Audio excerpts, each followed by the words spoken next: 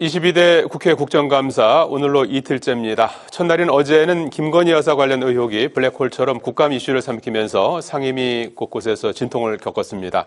김 여사 의혹과 더불어서 이재명 대표의 사법 리스크까지 국감 내내 여야의 극한 대립이 반복될 것이라는 전망이 나오고 있습니다. 국감엔 이슈, 오늘은 홍석준 서가번 전 국회의원과 함께합니다. 안녕하십니까? 반갑습니다. 자, 어제 국감 첫날 김건희 여사와 관련된 여러 가지 의혹들이 집중적으로 제기가 됐고, 여기에 맞서서 또 여당은 이재명 대표의 어떤 사법 리스크 이 부분에 좀 집중하는 그런 모습을 보였습니다. 오늘도 여러 상임위에서 김건희 여사의 명품백 의혹, 그리고 논문 표절 의혹, 그리고 이제 국방위 같은 데서는 민주당이 언급한 계엄준비설 이런 부분들이 좀 다뤄질 것 같은데 말이죠. 초반 국감 상황 두 분께서는 어떤 부분을 좀 집중해서 보고 계십니까? 예, 국회가 갖고 있는 헌법상에 부여한 어떤 권능 중에서 사실은 예산의 어떤 심의 그리고 입법을 이제 만드는 그런 어떤 권한도 있지만 가장 또 중요한 것 중에 하나가 국정감사를 통해서 행정부의 어떤 정책에 대해서 비판하고 정책 대안을 만드는 거 아니겠습니까? 그만큼 국정감사가 사실은 국회가 해야 될, 그리고 특히 대한민국의 미래를 위해서 민생을 챙기는 가장 중요한 어떤 권한인데, 지금 초반에 보면 민주당에서 이미 공언했던 대로 이번 국감은 김건희 여사 국감으로 지금 흐르는 것 같아서 대단히 좀 안타깝게 보이면서 완전히 이게 완전 정쟁용이다. 그래서 과연 이걸 통해서 얻을 수 있는 국민들의 어떤 실익은 무엇일까? 지금 현재 대내외적으로 이렇게 여러 가지 쉽지 않은 어려운 어떤 환경이 있는데 생각해보면 참 안타까운 좀 생각이 듭니다. 그나마 각 상임위를 봤을 때 한번 쭉 제가 한번 보니까 좀 의미 있는 좀 앞으로 내용이 다뤄질 국감이 이제 복지위에서 의대 정원 문제라든지 또 한노위에서, 저도 한노위 있었습니다만은 지금 이제 그 새롭게 만든 어떤 이슈를 가지고 하는 문제라든지 또 일회용품에 대한 어떤 환경보조금 처리에 대한 어떤 그런 환경정책의 후퇴가 아닌가 이런 어떤 정책적 이슈가 그나마 조금 눈에 좀 띄고 특히 또 법사위 같은 경우는 법사위가 완전히 어떻게 보면 좀 국감에서 최고 이제 여야 간에 맞붙는 어떤 최전선인데도 불구하고 조금 특이한 건 노소영 관장의 어떤 출석 여부 이런 것들이 국민들로부터 조금 관심을 받는 사항이 아닌가 좀 생각이 듭니다. 네, 전반적으로 좀 평을 좀 해주셨고요. 국감 이제 뭐 1년 농사 짓고 우리 국정의 전반에 대해서 한번 쭉 점검을 하는 그런 소중한 시간 아니겠습니까? 또 국회의 가장 큰 권능 중에 하나고요.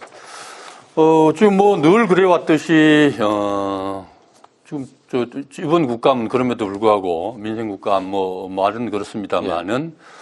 결국은 또 김건희 여사로 시작해서 김건희 여사로 끝나지 않을까.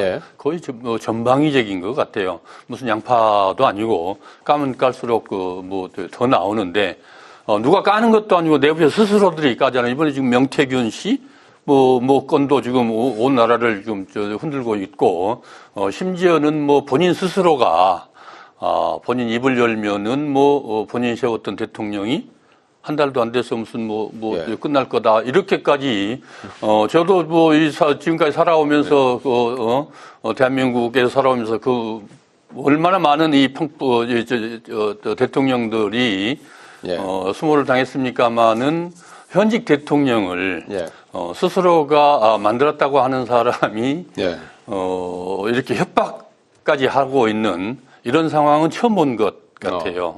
이런 정도가 지금 이 국감 중에 뉴스로 되고 있는데 결국은 법사위도 그렇고 행안위도 그렇고 또 심지어는 선관위까지 이런 문제들이 중점적으로 다뤄져야 되고 또 명확하게 소명돼야지만이 국민들도 안심하고 정부를 믿고 살아갈 수 있지 않겠습니까?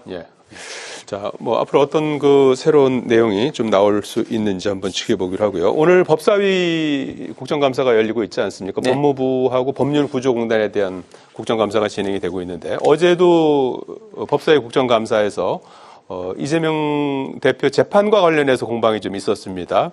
그래서 여당에서는 재판이 특히 선거법 위반 같은 경우에는 2년 넘게 이렇게 늘어지는 이유가 무엇이냐면서 질타를 했고, 야당에서는 이재명 대표에 대한 검찰의 수사가 이제 공정성이라든지 구형이 좀 형평성을 잃었다 이렇게 이제 지적을 하면서 그야말로 장외 법정을 방불케 했다는 그런 평가도 나왔는데, 어제 오늘 법사위 상황 어떤 부분을 보셨습니까? 예, 국감을 통해서 이제 사법부의 제도라든지 이런 어떤 측면에서 문제점이 있는 것은 예.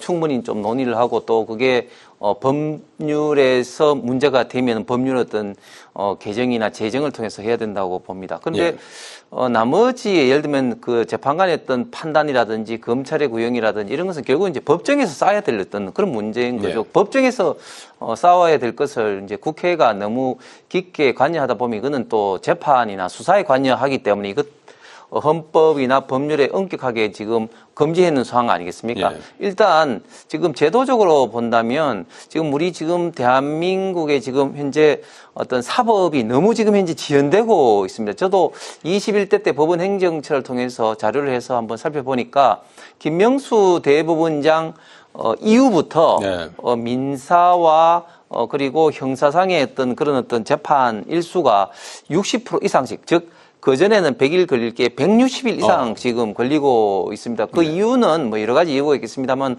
법원장을 뽑을 때 어떤 투표라든지 이런 것 제도 때문에 그런데 그렇게 되면 사법이 불안정하기 때문에 국민의 어떤 재산이라든지 법률 관계가 다 불안정하게 되는 거 아니겠습니까? 네. 그렇기 때문에 이런 점은 반드시 개선을 해야 될 것 같고 특히 이재명 대표 재판 같은 경우는 공직선거법에 엄격하게 강행 규정으로 예. 1심 6개월, 2심 3개월, 대법원 3개에서 1년 이내에 예. 그렇게 이제 마무리하도록 규정이 강행 규정으로 돼 있음에도 불구하고 법원 스스로 이것을 지키지 않고 특히 이재명 대표 같은 경우 1심이 지금 20개월, 거의 2년 갔는데 네. 이것은 형평성에 봐서도 절대로 맞지 않은 사항이기 때문에 대법원의 지금 현재 조희대 대법원장도 얼마 전에 좀 강행 규정을 지켜라 이렇게 각 대법원에서 이제 법관들에게 이야기하기 때문에 이런 어떤 문제는 앞으로는 반드시 좀 개선이 좀 필요할 사항인 것 같습니다. 예, 법사위 상황 한번 짚어주시죠. 예. 선거법과 관련돼서는 어쨌든 또 그만큼 증거라든지 증인 이 숫자들이 많고 또 검찰도 기소도 늦어졌고 예. 반드시 법원의 문제만은 아니었지 않습니까? 예. 또 수사 자체가 또 불공정하고 검찰 수사를 신뢰하지 않는 국민들이 뭐 더 많지 않습니까? 네. 그런 것들까지 다 감안돼서 재판이 이루어지고 있다고 보여지고요. 더 큰 것은 역시 대통령실인 것 같습니다. 네. 특히나 이제 한없이 이 작아지는 검찰 대통령 앞에서는 한없이 작아지는 검찰들의 모습을 우리 국민들은 너무나도 불신하고 있고 또 의혹의 눈초리를 거두지 않고 네. 있지 않습니까? 김건희 여사 명품백 사건, 도이치모터스 사건, 또 뭐 양평 고소로 건 여러 가지 대통령 부인과 관련된 그 건들이 다 검찰에서 또 불기소 처분되는 것들 예. 우리 국민들 60% 70% 이상이 이거 불신하고 있는 거 아니겠습니까? 이런 문제들에 대해서 검찰권의 운영, 예. 심지어 영남용이죠. 남용과 예. 관련돼서 이 국정감사에서 다뤄져야 되는 것은 너무나 명백한 사실고요. 또 행안위 같은 데에서 지금 용산 관저, 예. 불법 시공 문제, 불법 증축공사. 증축공사 문제라든지 뭐 인허가 문제라든지 정말 국민이 이제 그 감사청원이 있는데 아직까지도 지금 감사원에서도 그걸 발표를 하지 않고 있을 정도로 그 난맥을 보이고 있는데 이런 것들 하나하나 다 국정감사를 통해서 예. 명백하게 좀 알겠습니다. 밝혀져야 될 건이라고 보여집니다. 예. 이런 그 와중에 민주당이 21대 대선에 이재명 정부를 준비하겠다면서 당내 집권 플랜 본부를 설치했습니다. 다음 달에 이재명 대표 재판 1심 선고를 앞두고 있는 상황이고 국회에서는 이재명 대표에 대한 사법 리스크 부분에 대해서 이제 여당의 어떤 집중적인 문제 제기 이런 부분들이 지금 이루어지고 있는 이런 시점 아니겠습니까? 어떤 의미라고 보십니까? 예, 저는 두 가지 의미가 있다고 예. 봅니다. 첫 번째는 조기 대선 준비다. 예. 집권 플랜 본부를 통해서 조기 대선을 위한 여러 가지 어떤 싱크탱크 내지는 어떤 조직화를 지금 현재 준비를 하고 있다. 대선이 그렇게. 일찍 치러질 수도 예, 있다. 그렇습니다. 예. 예, 그렇기 때문에 조기 대선 준비라는 거 하나고 또 예. 두 번째는 이렇게 대선을 준비하고 있는 상황에서 이재명 대표에게 지금 현재 공직선거법과 유전교사와 관련돼서 1심 선고가 11월 달 있을 예정인데 이렇게 되면 더 어떤 많은 어떤 국민의 어떤 반발 내지는 좌파 진영에서의 어떤 사법부에 대한 어떤 반발 비판을 초래하게끔 네. 유도하는 그런 어떤 목적이라고 저는 생각을 합니다. 재미있는 것은 지금 플랜 본부장을 김민석 최고위원이 최고위원, 예. 맡겠는데 김민석 최고위원이 이것뿐만 아니라 또 그 이번 국감에 김건희 여사 이게 심판본부인가 그렇게 예. 하는데도 또 본부장을 맡고 예. 있습니다. 이렇게 김민석 지금 현재 최고위원이 이렇게 많이 나서게 된 이유는 예. 결국은 다음 지방선거 때 결국은 서울시장 후보로 예. 나가기 위한 어떤 그런 어떤 포석이 아닌가 예. 생각을 하는데 결국은 이렇게 하는 건 당내 어떤 그런 필요성이 있어 할 수는 있겠지만 예. 그러나 이런 것들이 결국은 또 이런 어떤 정쟁을 현재 모두 다 유발하는데 최선봉을 서는 그런 어떤 조직이 지금 될 것 같아서 여야 간에 더욱더 치열한 그런 어떤 싸움이 될 가능성은 또 많아 보입니다. 네, 정쟁을 유발할 수도 있다. 집권 프렌 본부라고 그랬지 않습니까? 지금 이제 윤석열 정권이 이제 하반기로 접어 들어가기 되거든요. 11월이 문제. 예, 11월 되지 10일? 않습니까? 예. 국회가 끝나면, 정기국 끝나면은 바로 그렇게 되는데, 야당으로서 집권 프렌을 세우는 것은 너무나 당연한 거 아닙니까? 어쩌면 좀 이르다는 평가에 대해서. 예. 그런 평가들도 있을 수 있지만은, 또 생각하기에 나름이죠. 야당, 더군다나, 지금 윤석열 정권이 저렇게까지, 지금 출범 이래로 계속해서 30%대의 지지율에 머물고 있다가 급기야는 이제 20%까지 떨어진 그런 마당에 단순히 지지도의 문제가 아니고 결국 그 정권을 선거에서는 이겨서 대통령은 당선됐지만 국정을 운영할 그 어떤 능력도 수권 능력을 갖추지 못했다. 단순히 대통령 한 사람만이 아니고 국민의힘 집권 당까지도 집권 세력 자체가 네. 제 역할들을 하지 못하고 있는 것은 민주당으로서는 큰 반면교사로 작용했다고 생각을 하고 네. 오히려 더 빨리 그런 것도 집권과 관련된 여러 가지 계획들을 세워서 예. 하나하나 그 프렌드를 만들고 또 준비해 나가는 것은 야당으로서 네. 정권을 정권을 잡는 것이 가장 큰 제일 목표가 정당의 목표 아니겠습니까? 네. 야당으로서 너무나 당연하고 국민들에게도 알겠습니다. 도리라고 생각을 합니다. 예. 또 신뢰를 줄 수 있는 국민들에게 신뢰를 줄 수 있는 큰 근거 아니겠습니까? 예. 자, 어제 행안위 국감에서 여야가 대통령 관저 중축 공사 의혹을 두고 부딪혔지 않습니까?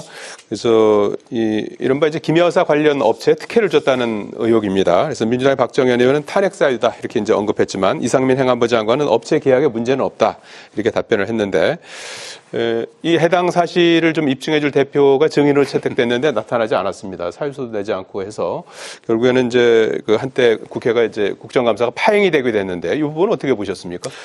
문제가 저는 있다면 당연히 관련해서 어떤 자료라든지 그런 걸 통해서 지금 벌써 예. 언론이라든지 민주당에서 구체적인 어떤 문제 사항을 지적을 하고 벌써 공개를 했을 겁니다. 왜냐하면은 이미 지금 용산에 들어간 지가 지금 몇 년입니까? 예. 그만큼 지금 현재 문제도 없는데 계속해서 의혹하면서 저는 쉽게 말해서 조금 정쟁하는 어떤 소재밖에 되지 않는다고 생각을 하면서 특히 최근에 민주당의 태도를 보면 이제 탄핵은 거의 기정사실화 하는 것처럼 지금 생각을 하고 있는 것 같습니다.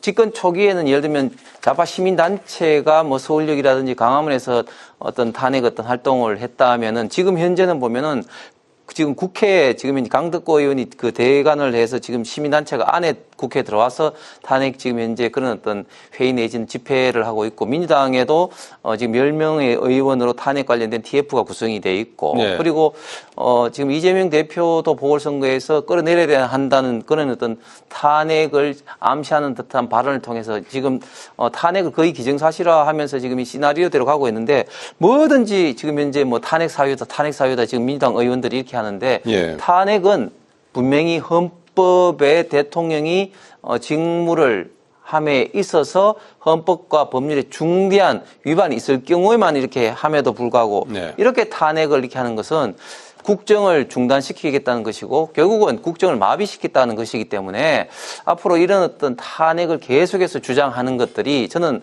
국민에게도 불행하고 네. 결국 민주당에도 저는 도움이 되지 않는 전략이 아닌가 생각합니다. 예, 대통령 관저 증축 의혹 공방은 어떻게 우리 보셨습니까? 국민들 지금 이게 정말 의혹을 보여주고 있지 않습니까? 네.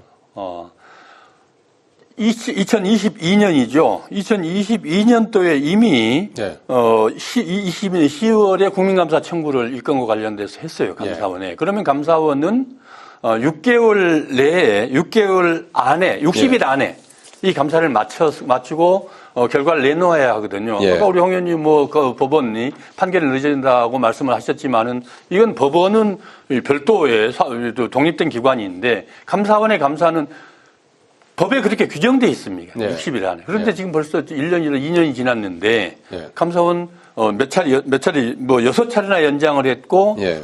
지금까지도 아직 결과 발표를 하지 않고 있거든요. 감사 결과 일부 나왔죠. 일부만 예, 하지 예. 전체적인 감사 결과를 내놓고 있지 않습니다. 코파 카바나 컨텐츠 김건희 여사의 개인 기업 회사 아니었습니까?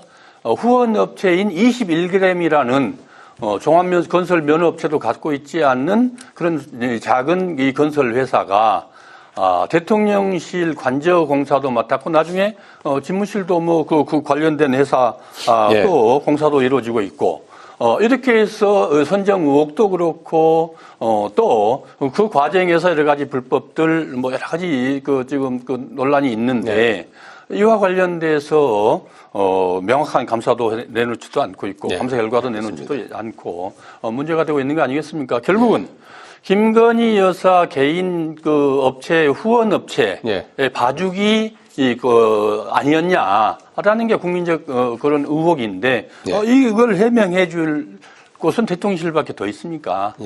이 국감을 통해서 이런 것들이 명명백백하게 좀 가려졌으면 하는 국민적 이 바람인 것 같습니다. 예, 알겠습니다. 자, 그리고 어제 과방위에서는 불출석했던 이준숙 위원장이 이제 동행명령장 발부를 이제 논의하는 그런 상황에서 발부된 건 아닙니다만 오후에 이제 늦게 출석을 했습니다. 그래서 이준숙 위원장은 직무정지 상태에서 받은 월급에 대해서 야당이 비판하니까 나도 지금 일하고 싶다. 이준숙 위원장은 지금 탄핵 심판 재판 중이지 않습니까? 그래서 그렇게 반박을 했고 방통위 신뢰도가 시사인에서 조사한 바에 따르면은 대통령실 다음으로 뒤에서 두 번째를 차지한 그런 상황에 대해서도 자신이 탄핵당하지 않았다면 그런 일도 없을 것이다. 이렇게 또 일축하기도 했습니다. 어제 과방위 상황 어떻게 보셨습니까? 예, 방통위가 아무래도 언론 관련해서 여러 가지 어떤 정책이라든지 관리 감독하는 기관이기 때문에 항상 역대 정부마다 좀 많이 치열하게 조금 싸워왔고 그러다 보니까 방통위에 대한 어떤 신뢰도가 어떤 진영에 따라서 굉장히 많이 좀 차이 나는 것이 사실입니다. 지금 이준숙 위원장이 불과 취임한 지 이틀 만에 탄핵 심판이 이제 인용이 되면서 지금 직무가 정지되어 있는 상태입니다. 직무가 정지되어 있는 상황에서 과연 저렇게 불러내는 것이 맞는 직무가 정지되어 있는데 무슨 업무를 관련해서 국정감사장에 불러내는 건지 그리고 이제 봉급 문제를 이야기합니다만은 물론 직무가 정지된 상태에서 봉급 받는 게 타당하냐 하는 것은 저는 생각에 따라 다릅니다만은 만약 그렇게 문제가 있다면은 그거는 법적으로 정할 문제지 법으로 이미 정해져 있는 상태에서 직무 정지된 방통위원장이 돈을 받는다고 해서 그거를 질타하는 것은 사실은 말이 안 되는 것이죠. 예, 알겠습니다. 이준숙 위원장의 국감장 증인으로 출석은 꼭 방통위원장이 아니어도 탄핵돼서 지금 직무정지가 된 상태에서도 얼마든지 나와서 증인으로서 국정감사에 임해야 될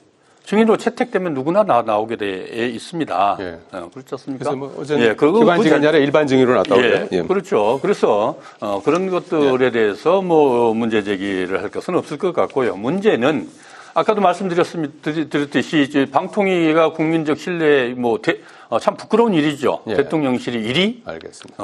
방통위가 2위인데 결국은 위원장 한 사람이 그 전에도 물론 대통령실부터 시작해서 여권에서 방통위를 가지고 언론을 장악하겠다는 이 시도 자체를 가지고 우리 국민들이 평가했다고 보여지는데 네, 결국 얼마나 불신을 받고 있습니까? 네. 오죽하면은 법원에서 탄핵을 인용을 했겠습니까?